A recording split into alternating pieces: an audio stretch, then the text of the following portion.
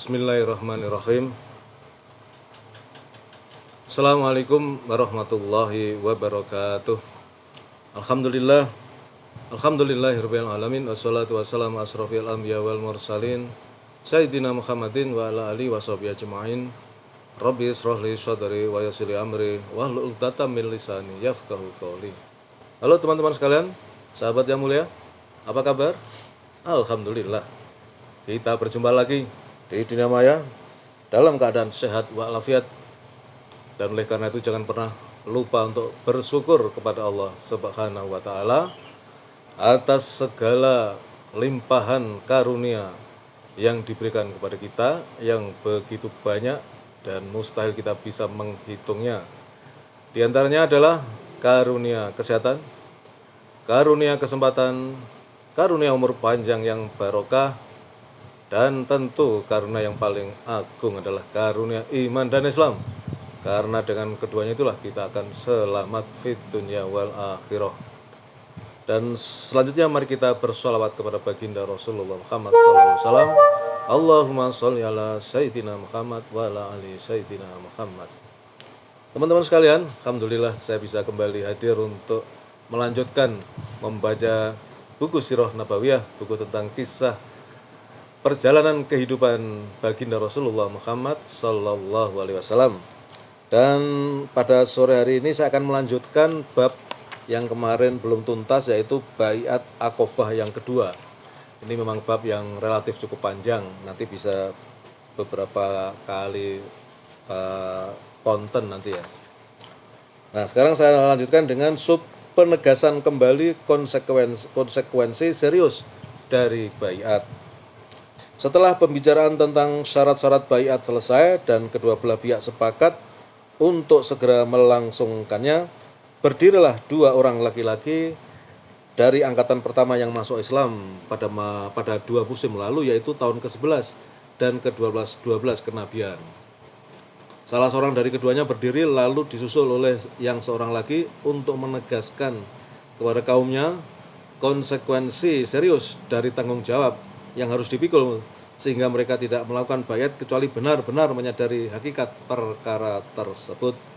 Juga untuk mengetahui sejauh mana kesiapan kaumnya untuk berkorban. Ibnu Ishaq berkata, tatkala mereka telah bersepakat untuk melaksanakan atau melangsungkan baiat, Al-Abbas bin Ubadah bin Nadilah berbicara, apakah kalian menyadari untuk apa kalian membaiat laki-laki ini? Mereka menjawab, ya. Dia berkata lagi, sesungguhnya kalian akan membaiatnya untuk memerangi orang-orang berkulit merah dan hitam. Jika kalian nantinya melihat bahwa setelah harta kalian musnah karena tertimpa musibah dan para pemuka kaum kalian terbunuh, kalian akan menyerahkannya, maka demi Allah, dari sekarang urungkanlah niat kalian. Bila kalian melakukan hal itu, bagi kalian adalah kehinaan di dunia dan di akhirat. Tetapi jika kalian melihat akan mampu menepati janji dari apa yang kalian tawarkan kepadanya, sekalipun harta kalian musnah dan pemimpin-pemimpin kalian terbunuh, maka ambillah dia, sebab hal ini demi Allah lebih baik bagi kalian di dunia dan akhirat. Mereka berkata, sungguh kami tetap akan berbaiat meskipun akan mengalami hilangnya harta benda dan terbunuhnya para tokoh, wahai Rasulullah. Apa balasannya untuk kami dalam hal ini? Bila mana kami dapat menepatinya? Beliau menjawab, surga. Lalu mereka berkata, ulurkanlah tanganmu. Kemudian beliau mengulurkan tangannya dan mereka pun membaiatnya. Dalam riwayat Jabir dia berkata, maka kami berdiri untuk membaiat beliau sallallahu alaihi wasallam. As'ad bin Zurarah, dia adalah seorang orang termuda di antara 70 laki-laki yang hadir. Lalu memegang tangan beliau seraya berkata, jangan terburu-buru wahai penduduk Yathrib. Kita tidaklah memberikan kepatuhan dan kecintaan kita kepadanya kecuali kita benar-benar mengetahui bahwa beliau adalah seorang utusan Allah, dan keluarnya pada hari ini berarti memisahkan diri dari orang-orang Arab seluruhnya. Terbunuhnya orang-orang pilihan kalian dan pedang siap menebas kalian. Jika kalian sanggup bersabar atas hal itu, maka lakukanlah, dan kalian akan mendapatkan pahala dari Allah Subhanahu wa taala. Tetapi jika kalian merasa khawatir terhadap diri kalian, maka tinggalkanlah. Dan itu adalah uzur kalian di hadapan Allah. Kemudian akad baiat.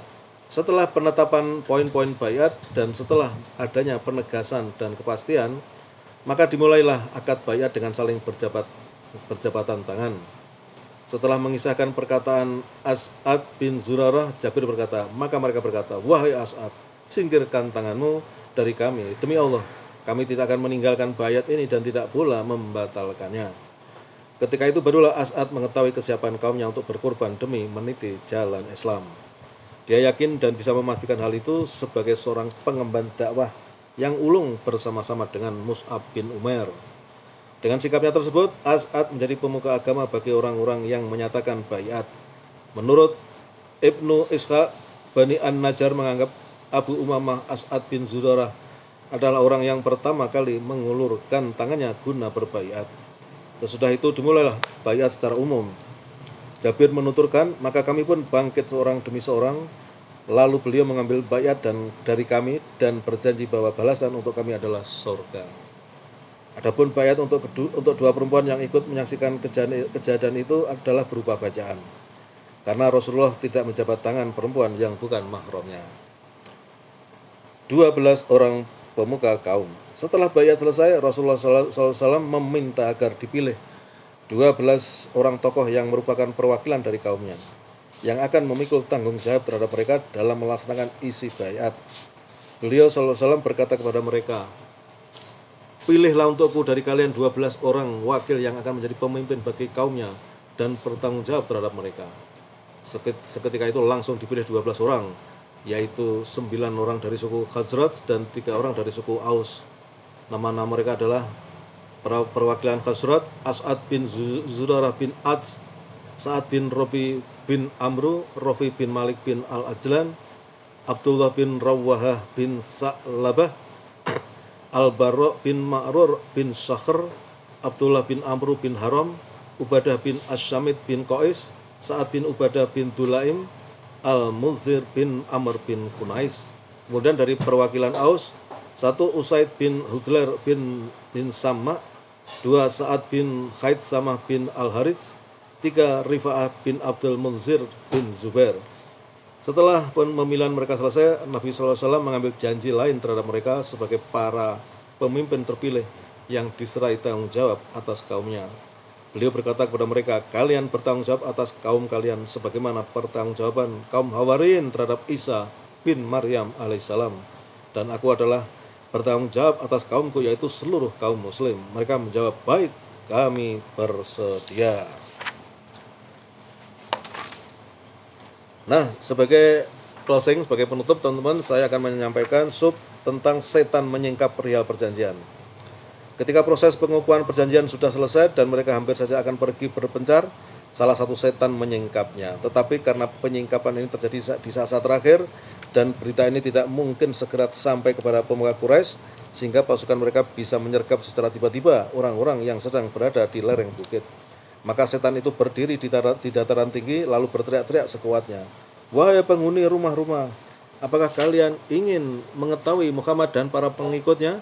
Mereka telah berkumpul untuk memerangi kalian.